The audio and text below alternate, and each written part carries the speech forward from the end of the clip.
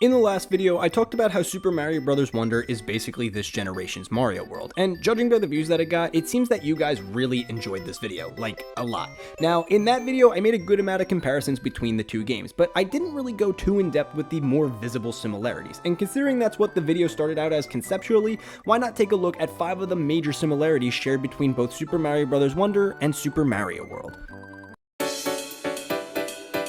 One of the first major similarities is the setting of each game. Obviously, both games don't take place in the same spot, rather the absence of the Mushroom Kingdom is what truly links these two together. Although exploring new worlds isn't new for Mario, it's typically only reserved for the Red Plumbers 3D outings. When it comes to the 2D games though, it's pretty much been exclusively Mushroom Kingdom adventures. The only times in which Mario has had a 2D adventure taking place outside of the Mushroom Kingdom were in the Super Mario Land games for Game Boy, which are barely acknowledged by Nintendo by the way, the US version of Mario 2, which at this point I'm sure everybody knows was a reskin of the Japanese exclusive Doki Doki Panic, Super Mario World, and of course Super Mario Bros. Wonder. But this link goes much further than just being outside of the Mushroom Kingdom. Both games present a new world that feels very much lived in. The environments are much more unique and distinct compared to previous entries. Both the Flower Kingdom and Dinosaur Island have their own unique environments with their own unique inhabitants, with some in Super Mario World's case having remained exclusive to that game to this day. And considering the amount of new and unique enemies introduced in Super Mario Bros. Wonder, it might be safe to assume that some of those enemies may receive the same treatment. In addition, both games share a very similar world map design that emphasizes on establishing that these are all interconnected regions rather than just isolated planes. In both games, there's really no wasted space when it comes to level placement, which in turn makes each level feel like an actual progression of exploring each game's world. On top of that, the actual map layout of each game is very similar to one another as well. Both maps have a round and circular progression design layout following a clockwise motion starting you on the left side of the world. Both maps also work their way around the main center focal point being Bowser's main base of operations and home to each game's final world, and of course the flexibility each game gives you in making your way through said world. Despite both being 2D linear platformers, there's a lot of freedom in each to allow you to take the adventure into your own hands. Sure, both games are still linear, but each also allows more freedom in getting to Bowser than in previous titles. I play a lot of 2D platformers, as I'm sure many of you watching this video also do, but I have found that generally speaking, they're the junk food of the gaming industry, especially today. And more times than not, I tend to forget a majority of the levels that I have played in these games, although it usually comes back to me when I'm replaying them. But that's the thing, most of these 2D games have very forgettable levels because they feel like a glorified obstacle course. However, both Super Mario World and Wonder have some of the most creative and memorable levels I have ever played in a 2D platformer. Now, Mario World will always have a leg up in this regard due to when and where the game was released. The Super Nintendo was a powerhouse when it came to 2D platformers, with it giving us some of the best games ever made, and Super Mario World is no different. To me, 2D platformers really peaked here on the Super Nintendo, and although there was an abundance of them on the console, most of the greats were known for their creative and memorable level design, and that all really started with its launch title, Super Mario World.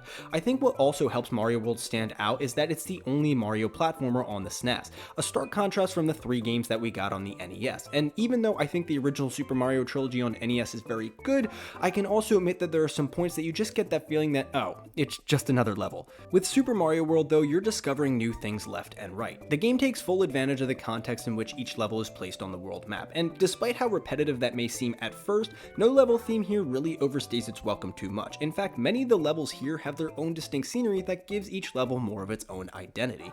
Let's look at the first 2 stages of Super Mario World, Yoshi's Island 1 and Yoshi's Island 2. Typically these levels would be different from each other, yes, but not to a point where they're very distinct from each other. Like if you showed someone who's never played Mario World before or seen it, they may think that these 2 levels are on different areas of the map entirely.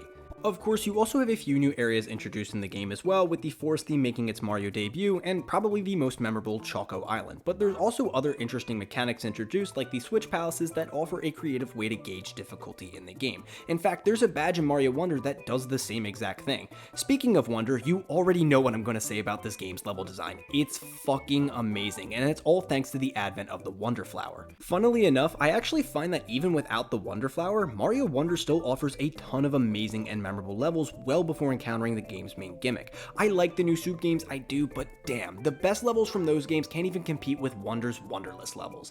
This is Mario World on steroids. Instead of encountering one new or memorable thing per level, you're discovering probably 5 or 6 per level, and match that with the different playstyles of each badge, and each level gives you more and more reasons to replay and remember them. And I really must emphasize this point. The Wonder Flower obviously changes things up significantly, but the actual levels themselves are just as amazing without them. Seriously, go back to some of these levels and ignore the flower and you will still have an amazing and memorable time, which is honestly how it should be. There was every incentive here to make shitty levels only to enhance them with the Wonder effect, but that isn't done here. Instead, as you play through an amazing level, it then amps up tenfold upon discovery of the Wonder Flower.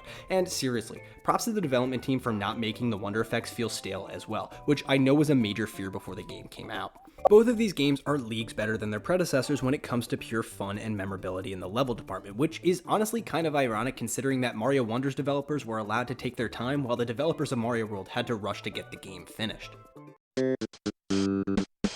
One of the major aspects of both games is that you're not really alone on this adventure. In Super Mario World, you're joined by Yoshi, who's also looking to take back his island and save all his friends. And in Super Mario World, you're joined by Prince Florian, who wants to take back his kingdom and save all his subjects, yeah. Also they're both green. But jokes aside about how trivial the green thing is, both games essentially give you a partner and both significantly change up that traditional running and jumping formula. In Yoshi's case, he's used much more like a power-up, but his spike immunity and his ability to eat things not only changes up the way you play and move, but also how you interact with the environment. Now, Prince Florian's major contribution to the adventure is his ability to wear a badge on his head. One of Wonder's new mechanics are these badges. Each gives you a unique attribute like an extra jump, floating hat, or grapple hook so long as you have it equipped. Think of it almost like a souped up Luma from Mario Galaxy. These things can both be bought and earned as you progress through the game, and for anyone who has played Wonder knows this really changes up that core Mario formula. Each badge is really unique and changes up how you play the game, and by the end of your adventure you'll definitely have a preference to at least 1 or 2 badges. And although I know it's a bit of a stretch, the different abilities of the badges could also be compared to the different abilities possessed by each different colored Yoshi in Mario World. Speaking of Yoshi, Mario Wonder has done something I have been dying to talk about. They redesigned Yoshi.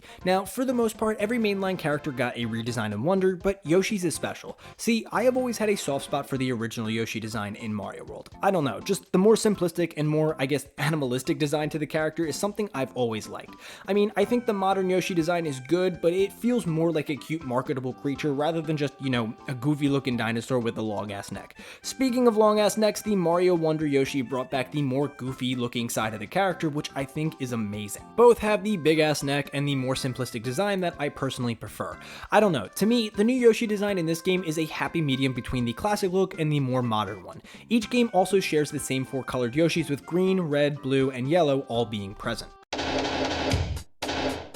Mario vs. Bowser is one of the most iconic rivalries in all of gaming, and for almost every mainline outing, Mario has had to face the king of the Koopa, and after almost 40 years of battles between these two, Bowser hasn't really changed all that much. Sort of. There have been some amazing Bowser fights over the year, but not as many that really change Bowser in the way that Wonder and World change him. Both games see Bowser evolving and changing in ways that have never been seen before. In Super Mario World, you have the introduction of the Clown Car, and in Mario Wonder, you have Bowser merging with both the Wonder Flower and the Clown Car. The Clown Car itself is a vehicle that was introduced in Super Mario World as Bowser's main mode of transportation, and was the main thing Bowser used against you in the final fight of Mario World. Now, after Mario World, Bowser would still use this thing, but not as prominently as he did in Mario World. In fact, in today's Mario canon, the Clown Car itself is much more associated with Bowser Jr. than it has ever been with Bowser himself. And believe it or not, Super Mario Wonder is the first time Bowser himself has piloted one of these things in a mainline title since Mario World, which is honestly really crazy to think about. But besides the Clown Car itself, the main similarities both of these Bowsers share is the transformation each experience in both games. Obviously, you have the new Clown Car in Mario World making the final fight more against the vehicle rather than Bowser himself like in previous games. And in Mario Wonder, Bowser takes on this new and honestly really cool transformation, essentially merging him with one of the Wonder Flowers. Rather than just fighting regular old Bowser, each game has you going up against a new amalgamation of the Koopa King. Match that with how each game's final world is in Bowser's domain in the center of the world map, and you've got 2 very different incarnations of Bowser with very similar DNA. The main goal of almost every 2D platformer is to get from point A to B. Now, obviously these games aren't comprised of levels that are just a straight walk from start to finish. There's always tons of obstacles in the way to make the level more challenging and engaging. But let's be fair, most of these games don't pride themselves on their exploration. And although Super Mario Wonder and Super Mario World definitely fall more into the linear camp, each game really encourages exploration. Both of these games are littered with secrets, with one of the most prominent aspects being the secret exits. Now, secret exits themselves don't automatically make a game super explorative. Hell, the new Soup games have secret exits, but the manner in which you find them does. In Super Mario World especially, secret exits are everywhere in this game and are truly something that you need to actively seek out rather than just stumbling upon something really obvious. In fact, in Mario World, there are some levels that straight up require you to find its secrets to be able to progress, especially in the Forest of Illusion and Star World. It's areas like these that also challenge the player to take in everything a level has to offer, going far beyond its intended surface level, and Mario Wonder has only aimed to expand upon the level exploration from Mario World. As I'm sure we are all used to at this point, most modern 2D platformers have a few forms of collectibles scattered throughout their plethora of levels, and Mario Wonder is no different. Most of these levels have 3 big purple coins, this game's star coins, and at least 1 or 2 Wonder Seeds hidden within each level. Now, the 3 big purple coins, yeah, they don't really mean anything, but the Wonder Seeds are a whole different ballgame. Your average level here has at least 2 of these things hidden, one for completing the level itself and another for getting through the level's wonder effect, and these things can be difficult to find. Like I mentioned earlier, these levels don't necessarily depend upon the Wonder Flower, but damn does it amp them up. And I'll be honest, there have been times where I have done just that, run through a level without its wonder effect because, well, I just simply didn't find it. Additionally, certain wonder effects can actually open up secret exits within levels, which is where many of the 3-seeded levels come from. Although, I'm sure many of you probably had a similar reaction when you found your first secret exit. What? A secret exit? Wait, how is it going to be a secret exit if it was an open world? Huh. But there are also a ton of hidden secrets and legitimate secret exits that are extremely hard to find as well, some of which I still can't find. And of course, I can't talk about secrets without talking about each game's special world. Both of these games have an extra world that can only be accessed through special spots on the map that take you directly to a specific level based on which entrance you took. Now, where these two differ is that in Wonder, you actually do have to seek out each of the individual spots to gain access to every level, whereas in Mario World, once you find a level secret exit, it becomes more or less a fast travel hub. When I first visited the special world in Mario Wonder, my mind immediately went to Mario World's Star Road, and it's not that hard to see why. These two are basically the same thing. Oh, also at the center, each takes you up to a really super secret final area of the game. I don't know how more similar than that you can get.